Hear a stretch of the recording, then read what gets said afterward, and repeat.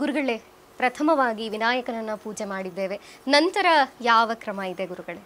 ನೋಡಿ, ಒಂದು ಪೂಜೆಯಲ್ಲಿ ನಾವು ನಿರ್ವಿಘ್ನವಾಗಲಿ ಅಂತ ಗಣಪತಿ ಆರಾಧನೆ ಮಾಡ್ಕೊಳ್ತೀವಿ. ತದನಂತರ ಒಂದು ಪೂಜೆ, ವ್ರತ ಆಗಲಿ, ಒಂದು ಹೋಮ ಆಗಲಿ, ಹವನ ಆಗಲಿ, ಯಾವುದೇ ದೇವರಿಗೆ ಸಂಬಂಧಪಟ್ಟಂತಹ ಪೂಜೆ ಪುನಸ್ಕಾರಗಳನ್ನು ಮಾಡುವಾಗ ಸ್ಥಳಶುದ್ಧಿ ಇರಬೇಕು ಅಂತ ಶಾಸ್ತ್ರ ಹೇಳುತ್ತೆ.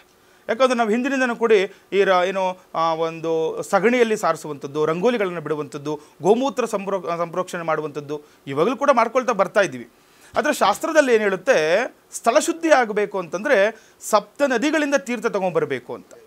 ನಾವೆಲ್ಲ ಈಗಲೂ ಒಂದು ಗ್ರಾಮಾಂತರ ಅಂದರೆ ಗ್ರಾಮಗಳಲ್ಲಿ ನೋಡಿದಾಗ ಯಾವುದಾದ್ರು ದೇವಸ್ಥಾನದ ಕಾರ್ಯಕ್ರಮ ಆಗಬೇಕಾದ್ರೆ ಅಕ್ಕಪಕ್ಕದ ತೀರ್ಥಕ್ಷೇತ್ರಗಳಿಂದ ನೀರು ತರಿಸ್ತಾರೆ, ಜಲವನ್ನು ತರಿಸ್ತಾರೆ. ಯಾಕಂದರೆ ಆ ತೀರ್ಥಕ್ಷೇತ್ರಗಳ ಮಹಿಮೆಯಿಂದ ಸ್ಥಳಶುದ್ಧಿ ಆಗಲಿ ಅಂತ.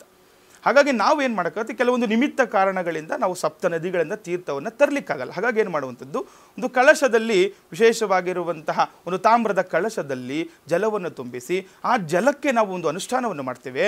ಸಪ್ತ ನದಿಗಳನ್ನು ಆವಾಹನೆ ಮಾಡಿಕೊಳ್ಳುವಂಥದ್ದು, ಆರಾಧನೆ ಮಾಡಿಕೊಳ್ಳುವಂಥದ್ದು, ಪೂಜಾದಿಗಳನ್ನು ಮಾಡಿ ಕ್ರಮವಾಗಿ ಅದನ್ನು ಪ್ರೋಕ್ಷಣೆ ಮಾಡಿದಾಗ ಸ್ಥಳ ನಮಗೆ ವ್ರತಕ್ಕಾಗಲಿ ಪೂಜೆಗಾಗಲಿ ಅದು ಸ್ಥಳ ಯೋಗ್ಯ ಆಗುತ್ತೆ ಅಂತ ಶಾಸ್ತ್ರ. ಹಾಗಾಗಿ ಇವಾಗ ವಿಶೇಷವಾಗಿರುವಂತಹ ಪುಣ್ಯಾಹ ವಾಚನವನ್ನು ಮಾಡೋಣ. ನೋಡಿ, ಈಗ ಪುಣ್ಯಾಹ ಅಂತ ಬಂದಾಗ ಸಾಮಾನ್ಯವಾಗಿ ಎಲ್ಲರಿಗೂ ಕೂಡ ಗೊತ್ತಿರುತ್ತೆ, ಅಶೌಚ ಆದಾಗ ಪುಣ್ಯಾಹವನ್ನು ಮಾಡಿಸ್ತಾ ಇರ್ತಾರೆ. ಏನಾದರೂ ಸೂತಕ ಬಂದಾಗ ಆಗಲಿ ಅಥವಾ ಏನಾದರೂ ಅಶೌಚ ಆಗಿದ್ದರೆ, ಜನನ ಆದರೆ, ಮರಣ ಆದರೆ ಈ ಪುಣ್ಯಾಹವನ್ನು ಕೂಡ ಮಾಡ್ತಿರ್ತಾರೆ. ಅದೇ ರೀತಿ ಇಲ್ಲಿ ಕೂಡ ವಿಶೇಷವಾಗಿ ಸ್ಥಳಶುದ್ಧಿ ಆಗಲಿ ಅಂತ ಪುಣ್ಯಾಹವನ್ನು ಮಾಡುವಂಥದ್ದು.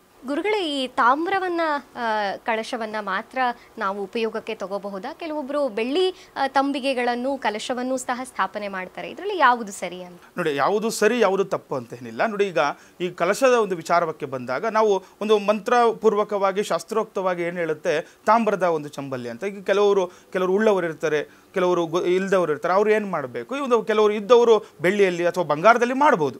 ಈಗ ಸುವರ್ಣ ಕಲಶಂ ಸಮರ್ಪಯಾಮಿ ನಾವು ಹೇಳ್ತೇವೆ, ನಾವು ಸುವರ್ಣ ಪುಷ್ಪಂ ಸಮರ್ಪಯಾಮಿ ನಾವು ಹೇಳ್ತೇವೆ ನಾವು. ಆದರೆ ಕೆಲವರಿಗೆ ನಮಗೆ ಒಂದು ಪೂಜೆಯಲ್ಲಿ ನೋಡಿ ಒಂದು ನಾವು ತಿಳ್ಕೊಳ್ಬೇಕಾಗುತ್ತೆ, ನಮಗೆ ಭಕ್ತಿ ಇಂಪಾರ್ಟೆಂಟ್ ಇರುತ್ತೆ. ನಮ್ಮ ಪೂಜೆಯಲ್ಲಿ ಯಾವುದೇ ಆಗಲಿ ಭಕ್ತಿ ನಮಗೆ ಶ್ರೇಷ್ಠ. ಹಾಗಾಗಿ ಕೆಲವರಲ್ಲಿ ಇರಲ್ಲ. ಆದರೆ ಯಾವುದೇ ಕಾರಣಕ್ಕೂ ಈ ಸ್ಟೀಲ್ಗೆ ಸಂಬಂಧಪಟ್ಟಂತಹ ಕಲಶ ಒಂದು ಬೇಡ ಅಂತ ಹೇಳುತ್ತೆ ಶಾಸ್ತ್ರದಲ್ಲಿ. ಅದನ್ನು ತ್ಯಜಿಸಿ ಇನ್ನು ನೀವು ತಾಮ್ರದಲ್ಲಿ ಮಾಡ್ಬೋದು, ಪಂಚಲೋಹದಲ್ಲಿ ಮಾಡ್ಬೋದು, ಅಥವಾ ಬೆಳ್ಳಿ ಬಂಗಾರ ಯಾವುದಿದ್ರೂ ನಿಮ್ಮ ಅನುಕೂಲಕ್ಕೆ ತಕ್ಕಂತೆ ಪೂಜಾದಿಗಳನ್ನು ಮಾಡಬೇಕು. ಅದರ ನಿಯಮ ನಿಷ್ಠೆಯನ್ನು ಮಾಡಬೇಕು, ಭಕ್ತಿ ಪ್ರಧಾನವಾಗಿರುವಂಥದ್ದು. ಹಾಗಾಗಿ ಒಂದು ವಿಶೇಷವಾಗಿರುವಂತಹ ಪುಣ್ಯಾಹವನ್ನು ಮಾಡೋಣ.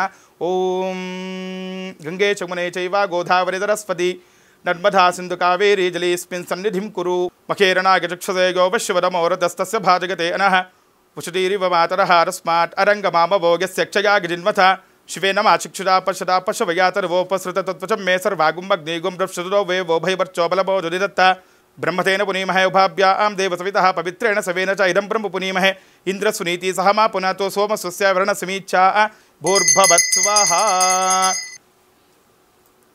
ಅಪವಿತ್ರಃ ಪವಿತ್ರೋ ವಾ ಸರ್ವಾವಸ್ಥಾ ಅಂಗತೋಪಿ ಬಾ ಯಸ್ಪರೇತ್ ಪುಂಡರೀಕಾಕ್ಷಂ ಸಭಾಭ್ಯಂತರ ಶುಚಿಃ. ಎಲ್ಲರೂ ಕೂಡ ಹಸ್ತವನ್ನು ಪ್ರಕ್ಷಾಳನೆ ಮಾಡ್ಕೊಳ್ಳಿ.